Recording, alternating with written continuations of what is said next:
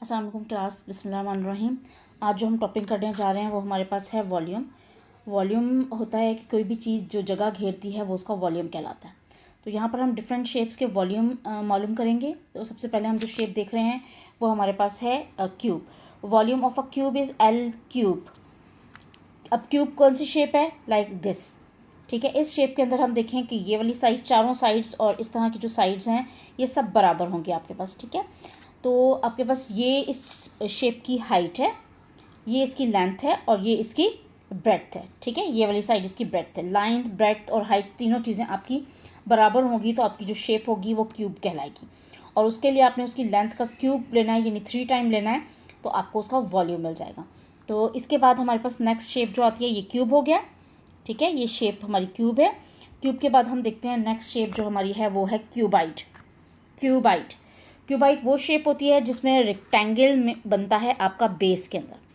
Base में जो shape बनेगी वो रेक्टेंगल होनी चाहिए, यानी उसके आमने सामने की साइड की लेंथ बराबर होंगी, लेकिन चारों साइड की लेंथ बराबर नहीं होंगी। ठीक है, इसमें भी ये देखेंगे, ये वाली जो साइड होगी ये हाइट हो जाएगी, ये वाली जो साइड होगी ये लेंथ हो जाएगी, और ये वाली जो साइड होगी वो हमारी ब्रेड्थ हो जाएगी। ठीक है, लेंथ हमेशा हमारी ज़्यादा होती है। 3 चीज़ें होती हैं यहाँ पे, लेंथ, हाइट एंड ब्रेड्थ, ये 3 चीज़ें होंगी। अब चूँकि रेक्टेंगल के अंदर ये तीनों चीज़ें डिफरेंट हो सकती हैं, इसलिए जो हमारे पास फॉर्मूला होगा वो होगा L into B into H, यानी length into breadth into height. तो ये हमारे पास होगा cuboid. This shape is cuboid. ठीक है, दोबारा गौर से देख लीजिए, दिस शेप इज़ क्यूबाइट। और ये शेप जो है वो हमारी क्यूब है। दोनों में हमें डिफरेंस नज़र आ रहा है, दोनों शेप्स के अंदर हमें इनका डिफरेंस नज़र आ रहा है। इसमें देखें, यहाँ पर बेस के अंदर स्क्वायर बनेगा और इसमें बेस के अंदर रेक्टेंगल बनेगा। ठीक है, ये हो गई हमारी सेकंड शेप। उसके बाद नेक्स्ट हमारी आती है सिलेंडर।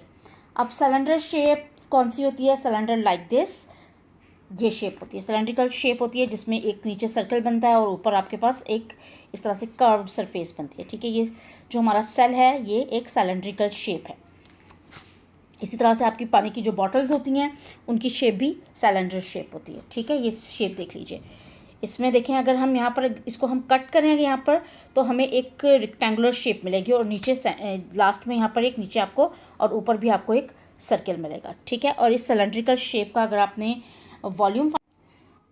आपने सिलेंड्रिकल शेप का अगर वॉल्यूम फाइंड आउट करना है तो वॉल्यूम निकालने के लिए हमारे पास फॉर्मूला है पाई आर स्क्वायर एच। ठीक है, एच यहाँ पर हाइट होगी, सिलेंडर की हाइट ये चीज़ होगी, यहाँ से लेके यहाँ तक जो आप फाइंड आउट करेंगे वो उसका हाइट होगी। ये चूँकि फुल जो है हमारा सर्कमफ्रेंस है, और इसको अगर हम इस तरह से रखें और यहाँ से सेंटर से लेके यहाँ तक का डिस्टेंस निकालेंगे तो ये हमारा रेडियस आ जाएगा। ठीक है, और हमें मालूम है कि एरिया ऑफ द सर्कल जो है वो पाई आर स्क्वायर होता है और उसको हमने इसकी हाइट के साथ मल्टीप्लाई किया है। किसी भी सिलेंडर के एरिया को, किसी भी सिलेंडर के एरिया को फाइंड आउट करने, वॉल्यूम को फाइंड आउट करने के लिए अगर आप उसके सर्कल के एरिया को मल्टीप्लाई करेंगे उसकी लेंथ के साथ, हाइट के साथ, तो आपको मिल जाएगा वॉल्यूम ऑफ अ सिलेंडर। उसके बाद हमारे पास आता है वॉल्यूम और of a circular cone.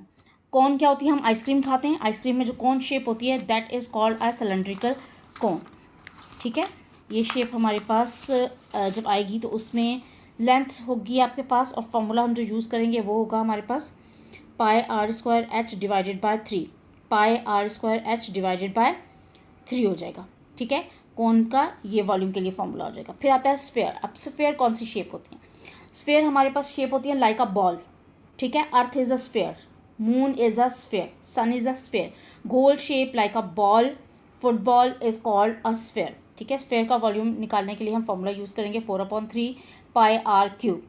4/3 pi R cube, क्योंकि कोई भी स्फेयर जो होता है वो अपने रेडियस के ऊपर डिपेंड करता है।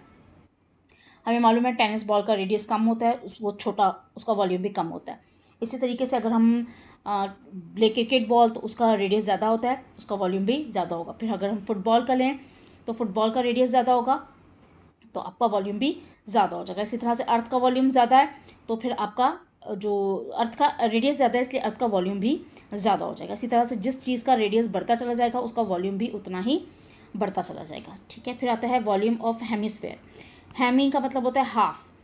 तो ये volume of a hemisphere mean किसी भी बॉल को आप अगर सेंटर से कट कर देते हैं, जो 2 पीसेस बनते हैं वो आपके पास कहलाते हैं हेमिस्फेयर, ठीक है। उस हेमिस्फेयर के वॉल्यूम के लिए हम इसे 2 के साथ डिवाइड करते हैं। तो सॉल्व करके वॉल्यूम के फार्मूले को, स्फेयर के वॉल्यूम के फार्मूले को आपने 2 से डिवाइड करना है। तो जब सिंप्लीफाई करेंगे तो आपके पास जो आंसर आएगा वो आएगा 2/3 पाई आर क्यूब, ठीक है। तो ये फार्मूले हो गए, ये टोटल 6 फार्मूलाज हैं हमारे पास।